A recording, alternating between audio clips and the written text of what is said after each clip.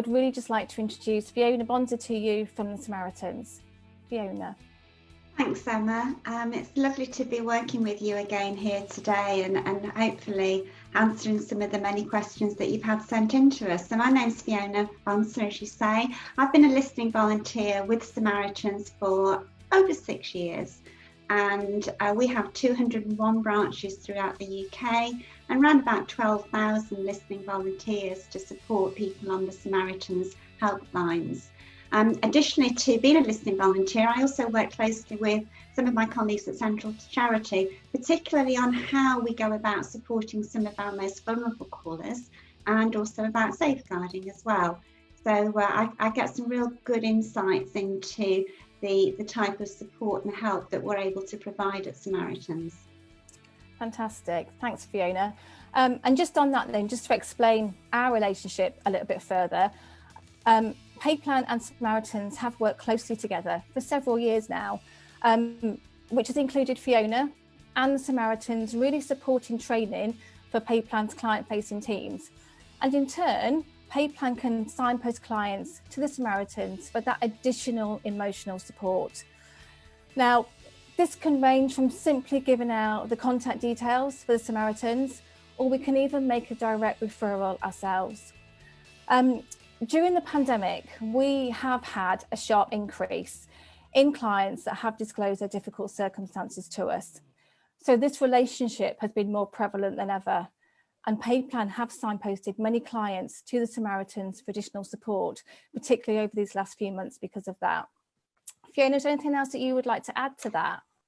I think the main thing, and it will come as a theme, I think, throughout our conversation, is that there is such a proven link between debt and mental health. And colleagues at PayPlan, the agents in your team, Emma, they need to really understand and have confidence around what your clients will hear and the support that they'll receive when they're put in touch with Samaritans. Samaritans isn't about giving advice, it's more about giving that emotional space to allow somebody to really share their feelings and their worries about being in debt.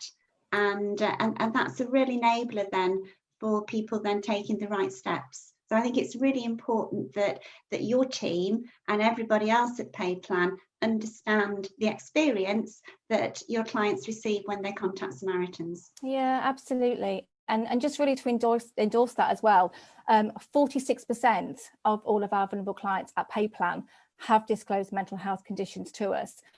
And that does include suicidal thoughts as well. So that training and that support network that we've had between ourselves has really been invaluable.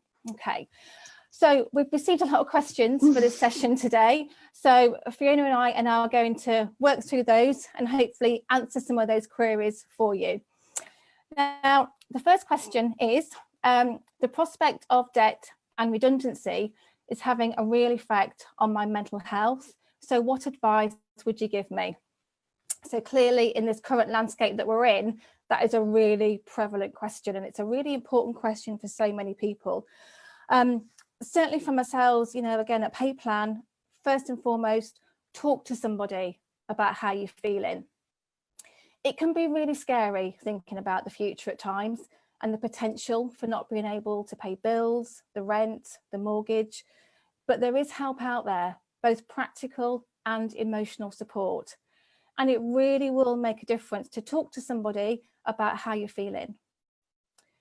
Not only will our advisors at PayPlan really listen and take into account your thoughts and feelings, they will be able to offer real practical advice too, which is so important. And talking to somebody about how you're feeling is the first step to really getting that tailored advice that you really need, and that ongoing support we provided as well. So not only we're setting up that tailored debt solution for you and taking you through it step by step, but to really ensure you understand completely what is involved every step of the way. And also giving that ongoing support throughout the term of that solution too. It's always going to be there, that support network, and that's really important that that's really understood. Fiona, what advice would you give on that? Very much what you've said, Emma, really. I think this whole talking about it, not bottling it up, is really important. Yeah. It's about hearing that roar behind the cupboard door and opening the cupboard and finding a little kitten in there. You don't really know until you start to open it up, and that is really hard to do. Yeah. So I would say talk about it, don't bottle it up, seek as much support as you can. And you're right, you've said there's help out there, practical, emotional support as well, but seek it. And actually taking that first step to seek it can be really overwhelming. Yeah. So just start to talk to someone and be kind to yourself. I think kindness is a word that features through this pandemic at the moment, but it is important. Nobody chooses to be struggling with debt. I'm convinced of that. So be kind to yourself. There's all sorts of factors that will have resulted in people being concerned about the debts and the money that they owe. So just be kind to yourself and talk about it. Yeah. I say it sounds really simple to say. Yeah, but that's such an important point about being kind to yourself. Absolutely. The next question that we have is, how has PayPlan and Samaritans support been adapted to helping people during the pandemic? And that's a really, another really important question as well, of how we have had to adapt, very much so, as everybody else has. So at PayPlan, we have ensured that we have lots of different communication methods that we could be contacted on. So we can talk to our clients over the phone. We have a digital route, which includes email, WhatsApp, live chat. And also during the pandemic, we have provided video calls as well, so that face-to-face contact can be there if our clients choose that. Not everybody does, but because face-to-face contact has been so massively reduced during the pandemic, we did feel that was a really important avenue to offer if a client did actually want to have that face-to-face contact as well. We also have a dedicated website with lots of practical information and advice about the help that is currently available.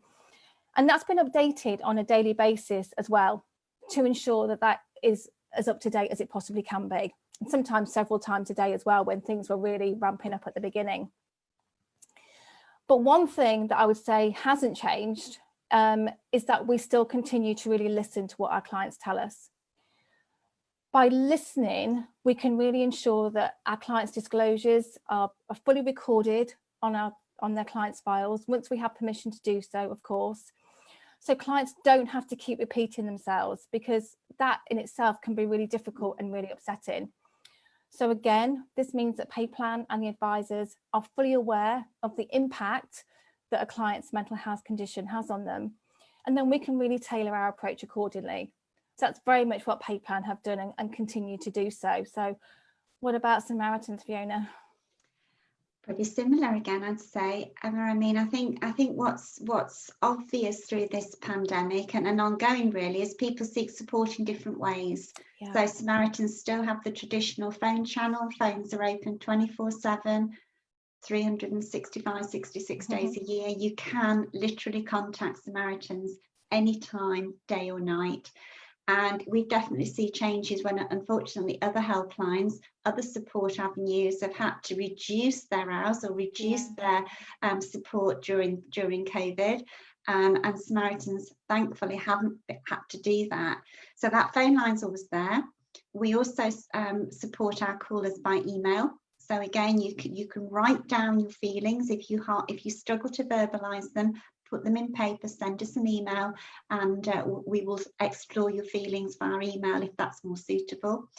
We've also put loads of support on the website, and we've also launched a self-help app, and callers are telling us that they're finding that very useful, very helpful, because they're able to take out the tools and the techniques within that self-help app that work for them.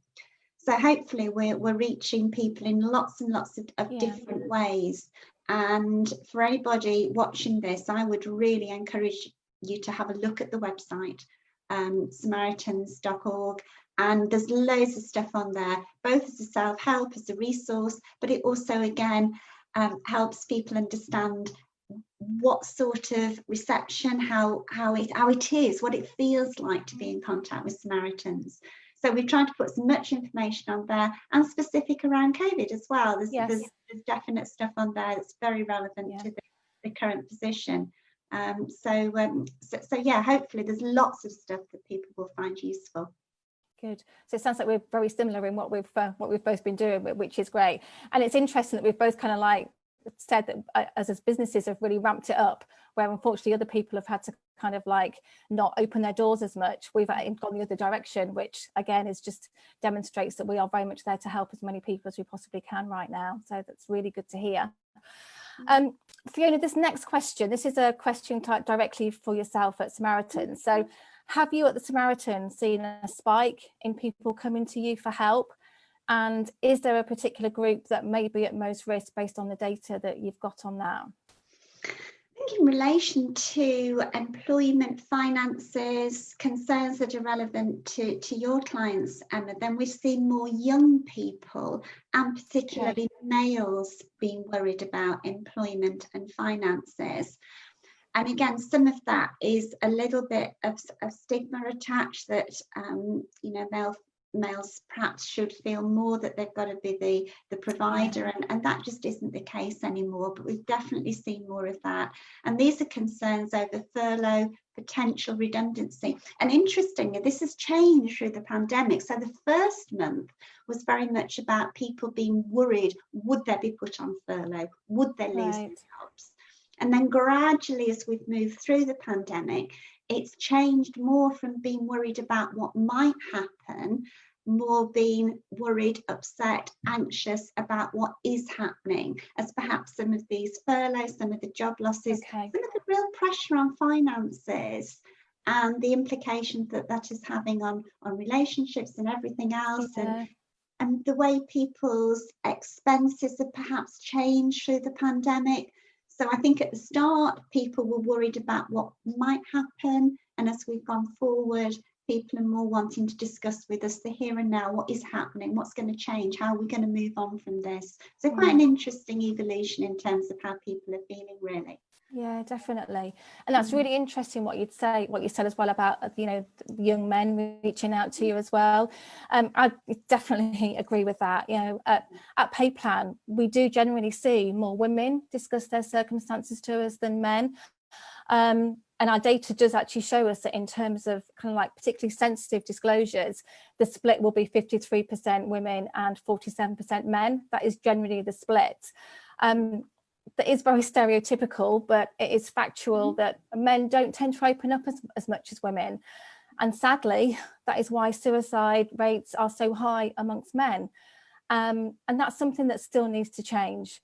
We have seen and started to see a bit more of a shift with more men now disclosing their circumstances to us. And opening up now is so positive, and it's really encouraging to see that we are very much starting to see that shift, and long may that continue so we can help even more. Absolutely. Okay, so the next question that we have is, why is it important to speak up about financial and emotional distress? Well, certainly from my perspective, they are just instinctively linked, and there is nothing really to say which one came first. Taking that first step, as we've both said already, can be the hardest part. But with the various communication channels that we have, as I said, email, WhatsApp, digital, telephone, video calls, so huge spectrum, hopefully there will actually be a method that will be accessible to you and that really meets your needs, something that you can really reach out to and feel that you can utilise for yourself. As well, PayPlan can really offer flexibility in terms of switching the communication methods as well. So some days, for example, clients feel that they'll be able to talk to us over the phone, whilst other days they just feel that they would prefer to use email instead. And that's all really fine. You know, our advisors are all trained in understanding the needs and requirements, and they will really adapt to that on a daily basis if necessary. Again, it's just knowing that there is help out there, and the fact that those two things are very much linked. And once you've taken that first step, it really is the start of reducing that you know, distress and that just that emotional upset that is really being felt. So don't suffer in silence, basically. Yeah. What about you, Fiona? What do you think? Same message, talk about it. Yeah. For me, it's the worry of, I hear people worried about what might happen just as much as the practicality of when a change of circumstances has occurred. So if it's swirling around in people's minds and, you know, what if, Yeah. best way to get rid of and move on from that is to start to verbalize some of that and talk it through. And I think the other thing is that we have to understand that when people are in this emotional distress, in this financial worry, it can really have impacts on other areas of people's lives as well. Yes. It's not just about finances, it's about relationships, it's about physical health. So the impacts of not talking about it are quite worrying. Please talk about it. There's no fear in doing so, none whatsoever. Absolutely, that's a really important point you've got across there, Fiona, and really does demonstrate exactly why we do what we do, doesn't it? 100%. Yeah, definitely. Okay, next question, quite similar. Is there any link between your emotional well-being and your personal finances? Well, in a nutshell, yes, 100% yes. They are definitely linked. And as we said before, it's not always easy to determine or to identify which one came first. It's very much a chicken or egg situation. So which one did come first? One can drive the other as well, but they can both have a huge impact on each other. So the link between the two as well has been proven through lots of different research, particularly recently, because there's been a lot of different research done into the link between mental health and debt. And that's why our policies and procedures at PayPlan as well have really had to adapt to all that at the same time. It is a fact that people with mental health issues are much more likely to be in debt, and that can be for a number of reasons. An example could be that the mental health condition may be preventing you from being even able to work in the first place, or it could be affecting concentration levels, or just completely sapping all your energy levels. It could be a number of things, and that in itself can just prevent you from reaching out to getting help. The list is just endless, to be fair. This is why it has been such a big focus for us at PayPlan, to really understand what the barriers are and what does prevent people from accessing debt advice, really. And we are really trying to adapt all the time to really break those barriers down. So that's really what I think the link is between those two. Yeah, I would agree with that, Emma, definitely. And I think it's not just our feelings and thoughts. I think we're both aware that Bristol University have long been leading researchers into the link between debt and mental health. And their research suggests that 1 in 4 people with mental health problems are in debt. 1 in 2 people in debt have a mental health problem. So I was really interested in your statistic earlier on where you said that 46% of your clients disclose a mental health condition. So that actually really demonstrates what a great job your advisors are doing in creating the right culture, the right environment for your clients to tell your advisors about their mental health problems. I think that should be a real credit to you and the team, that your clients feel open and comfortable in talking to your advisors. So I think it's not just us. I think the research backs up the link here. And I think, you know, the studies definitely show that mental health problems, it can decrease self-control. Mental health problems can increase spending and affect a person's financial judgment. So when we say it's this chicken and egg, I think it really is. It really is a chicken and egg scenario. Yeah, no, that really is. And you're right, our own stats really do back up lots of the other research that's been doing, and it's really interesting. So hopefully that stat in itself as well can reassure lots of people sitting out there thinking, I can't do that. Yes, you can, because we deal with it on a daily basis. So hopefully that in itself is really reassuring. So that's a really interesting point that you just made. So moving on to the next question.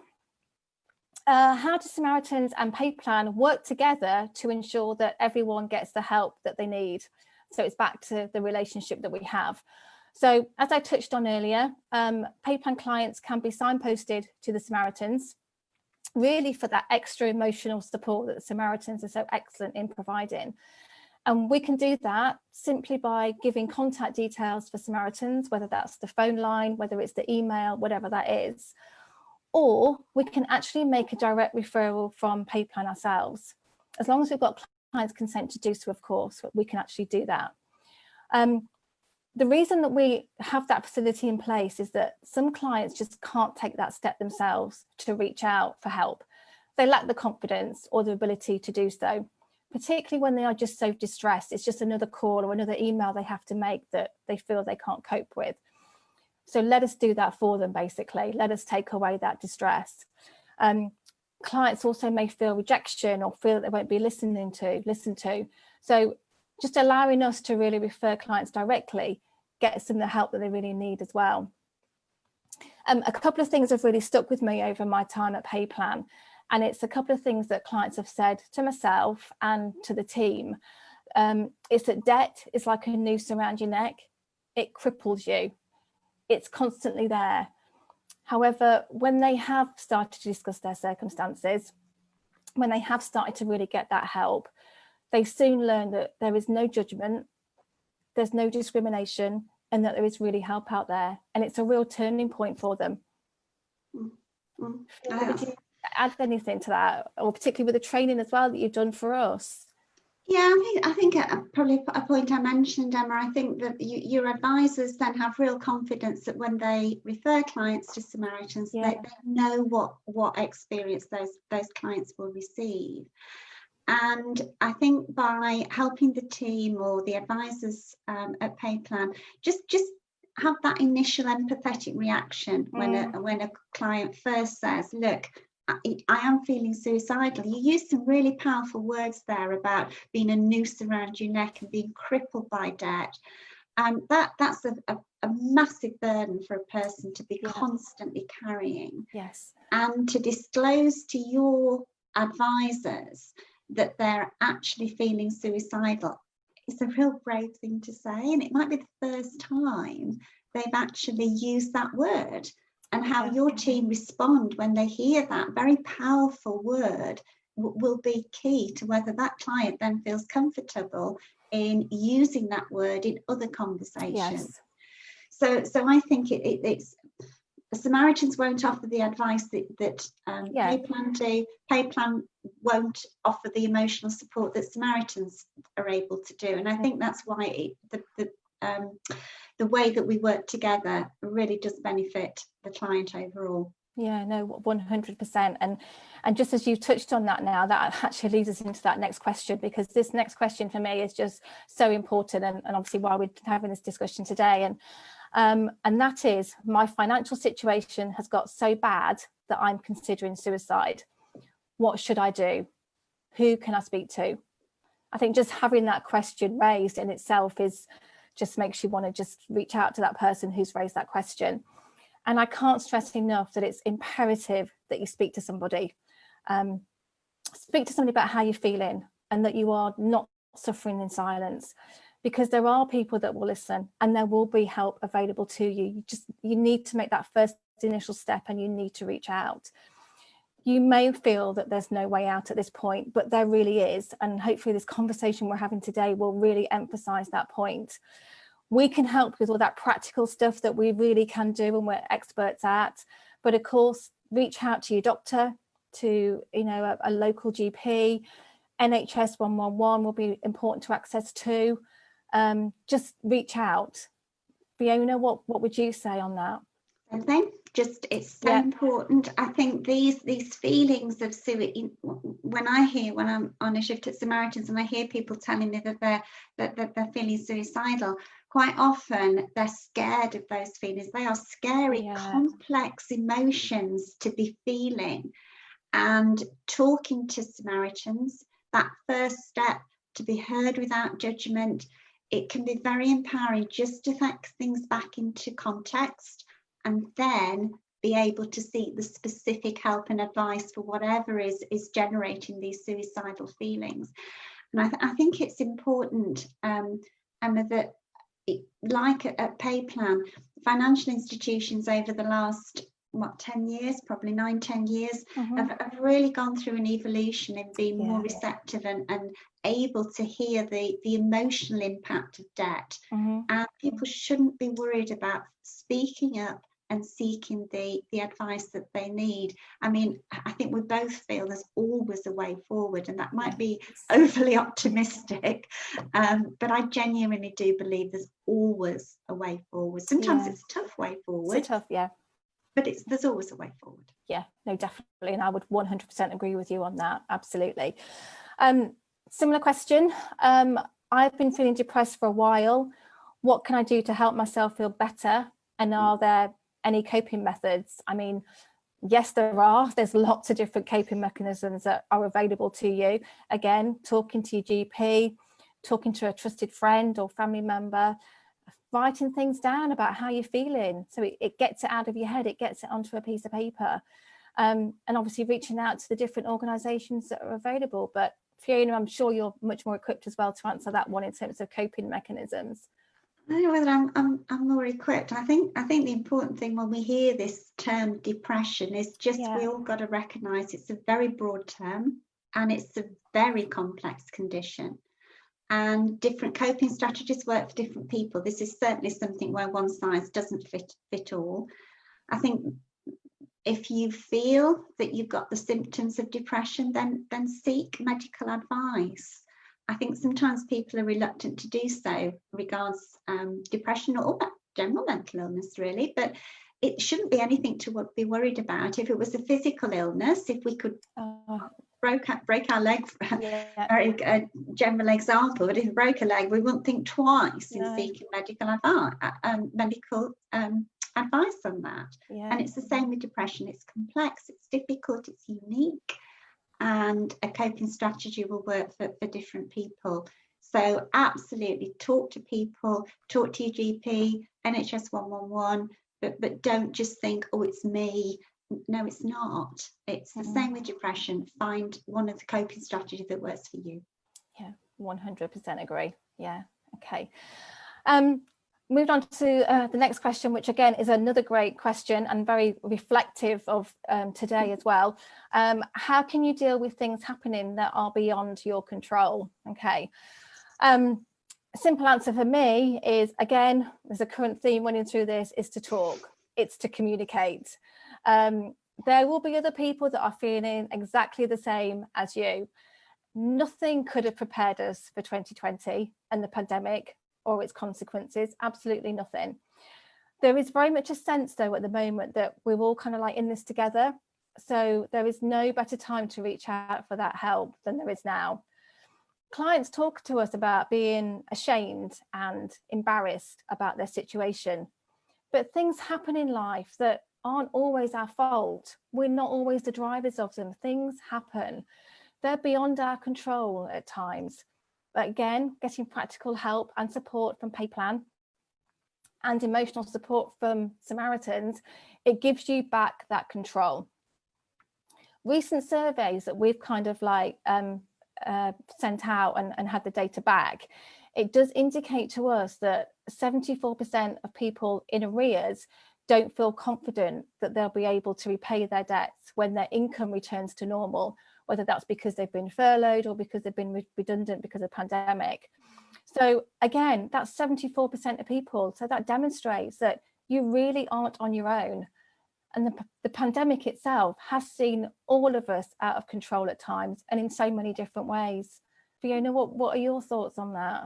Absolutely. I think back to those lovely sequences where we were all looking forward to a very different 2020 than what's it's turned out to be. At the moment, I'm constantly reminded of that saying that to do with serenity. So grant me the serenity to accept the things I can't change, courage to change the things I can, and wisdom to know the difference. And frankly, I think there's a lot in the world that we can't change, whether in the big world or our own, small part of the world, and we just have to do this. I think we had a position where we were suffering with COVID at one time, and I kind of think we're now living with it, and we're living with the impact of it, and we've all got to make adjustments, and we can't control things, but we have to live with it. and that's 2020 will always be a different year for all of us. Absolutely. So interesting times. Very, yeah, can't change it, but there's lots of help out there for it. Yeah. Definitely. Okay, next question we have is around a bailiff. So I'm really worried about bailiffs coming to my house. What can I do? So again, talk to us at PayPlan. We can explain the process if that's something that you're concerned about, and we can offer real practical advice as to what to do if that situation arises, because it doesn't mean to say that it is. You can also tell your creditors about your situation, what your circumstances are. So again, they can really adapt their approach too. All about talking. It's all about sharing your circumstances, again, with a trusted advisor, so they can talk to you about your concerns and guide you through any potential bailiff action. Speak to us now, though. That's the message. Speak to us now so that we can really help and we can reassure you. And if it does then happen, you will know exactly what to do, but with our own support. Is there anything you'd add to that at all, Fiona, from your perspective?